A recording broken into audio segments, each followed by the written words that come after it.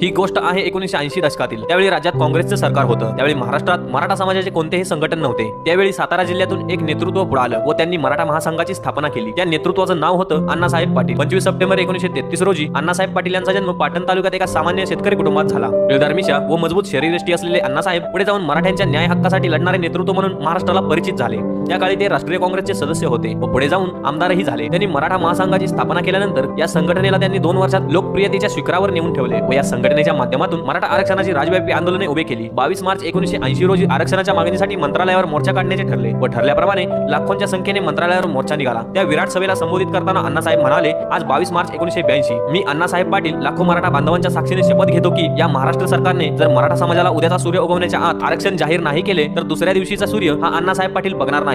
सरकारने अण्णासाहेबांची मराठा आरक्षणाची मागणी मान्य केली नाही, त्यांना केवळ आश्वासन दिलं। या राहत्या घरी फक्त आणि फक्त मराठा समाजाला आरक्षण मिळावं म्हणून स्वतःच्या डोक्यात गोळी झाडून आपलं जीवन